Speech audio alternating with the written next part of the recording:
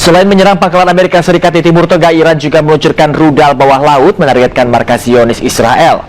Selain itu, Iran ingin menunjukkan dirinya sebagai kekuatan dominan di kawasan Timur Tengah.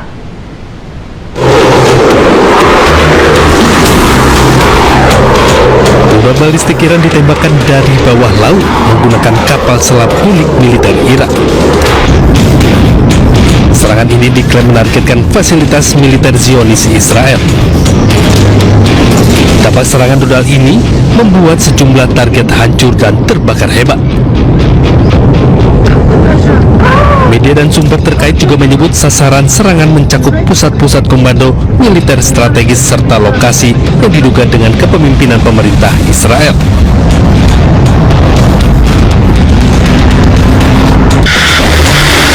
Sebelumnya, pasukan Garda Revolusi Islam Irak meluncurkan kombinasi rudal balistik Emad, Kadar F, dan generasi terbaru, Kebar Seka, dalam operasi militer bertajuk True Promise 4. Selain itu, Iran menunjukkan dirinya sebagai kekuatan dominan di kawasan Timur Tengah, sekaligus menempatkan Washington dalam posisi bertahan. Amerika Serikat menuding Iran bertanggung jawab atas insiden jatuhnya helikopter Apache milik Amerika Serikat di Teluk Oman. Merespon hal ini, jubir Komisi Parlemen Iran Ebrahim Razaei menyindir standar ganda investigasi Amerika Serikat terkait pemboman sekolah minap yang tidak pernah jelas penyelidikannya.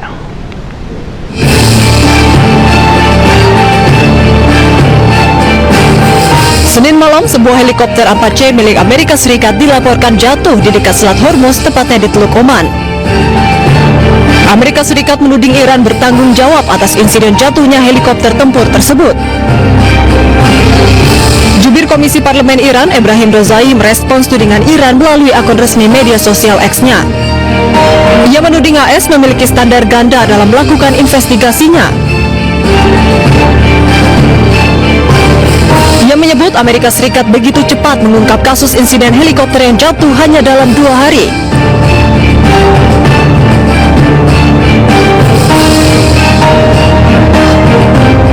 Sedangkan penyelidikan kasus pengeboman sekolah perempuan di Minab, Iran masih terus berlangsung.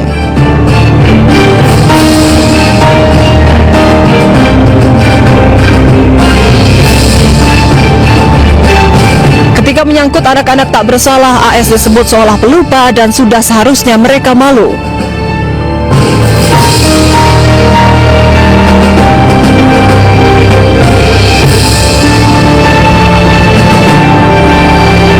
Ketika menyangkut anak-anak tak bersalah, Amerika Serikat disebut seolah pelupa dan sudah seharusnya mereka malu.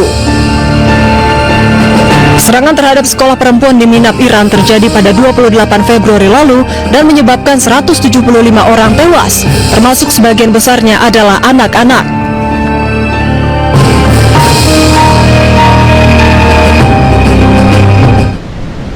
Sebelumnya, sebuah helikopter Apache milik Amerika Serikat jatuh di dekat Selat Hormuz, namun belum diketahui penyebab jatuhnya helikopter tersebut.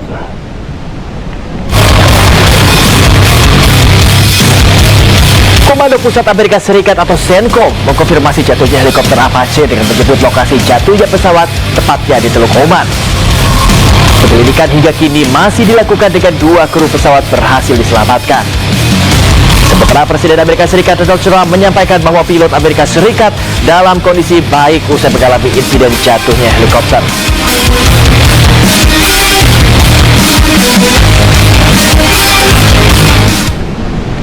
Helikopter Apache milik Angkatan Darat Amerika Serikat merupakan pesawat yang paling canggih di kelasnya. Bahkan helikopter Apache disebut monster di medan tempur.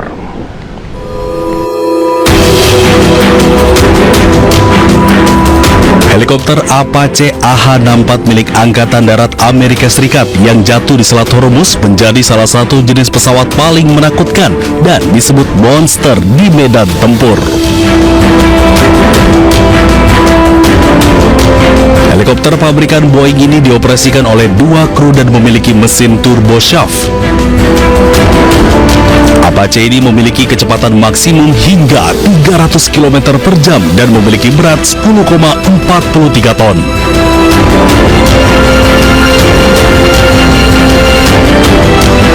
Apache dilengkapi senapan mesin M230 kaliber 30 mm didukung amunisi 1.200 putaran peluru.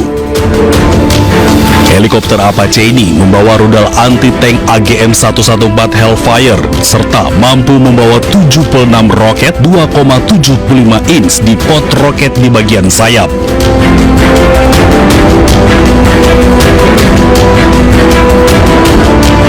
Apache juga dilengkapi radar yang mampu mendeteksi musuh dalam radius 10 km, bahkan dalam kondisi gelap dan cuaca ekstrim karena dibekali pilot night vision.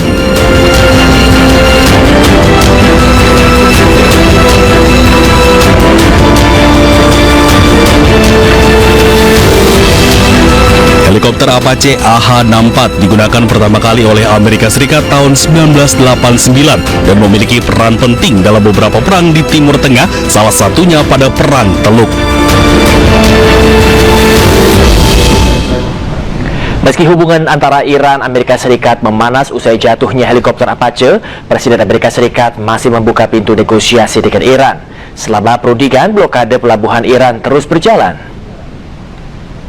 We have ongoing negotiations in Iran and with Iran that hasn't stopped, and we could have at least an idea by 1 or 2 days from now, but I think it's going well. The blockade continues to hold 100%. Nothing is getting through our blockade. No oil, no income, no nothing. Nothing's getting through the blockade. Pemirsa, Presiden Iran Masoud Pezeshkian merespon eskalasi Amerika Serikat dengan Iran yang semakin meningkat. Pezeshkian menegaskan tak akan mundur dari serangan musuh. باید از این حالت نه جنگ نه صلح در بیاییم. جنگ قطعا به نفع کشور نی. اما اینجوری هم نی. اگر خواستن اونها نسبت به عزت ما، خاک ما و سرزمین ما تجاوز کنند، ما تسلیم خواهیم شد یا کوتاه خواهیم اومد. خواب یه چنین چیزی رو ببینن. این چیزی نیست که ما بخوایم کوتاه بیاییم. Zionis Israel serang warga sipil Lebanon di tengah gencatan senjata. Sejumlah mobil warga terbakar di tengah permukiman padat penduduk di Sidon, Lebanon Selatan. 2 orang dilaporkan tewas.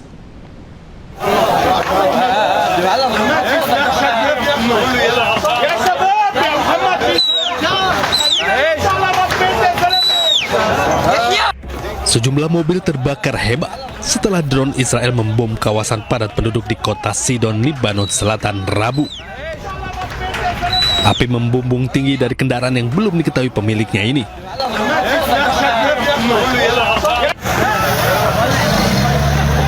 Petugas pemadam kebakaran yang tiba tak lama kemudian langsung memadamkan api dengan cepat. Israel belum memberikan keterangan resmi mengenai tujuan maupun sasaran serangan yang dilancarkan dengan menggunakan pesawat nirawak ini.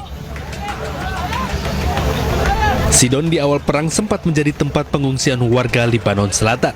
Namun seiring meningkatnya pemboman yang digencarkan Israel, warga Lebanon terus mengungsi ke utara mencari tempat aman.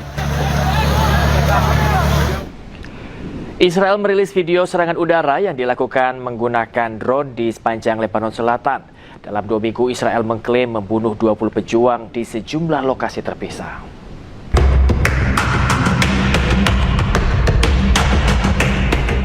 Tidak ada tempat aman di Lebanon Selatan. Melalui kamera pesawat tanpa awak, Israel memata-matai tiap gerak-gerik warga yang dicurigainya. Tanpa ampun, Israel pun langsung meledakkannya melalui serangan udara.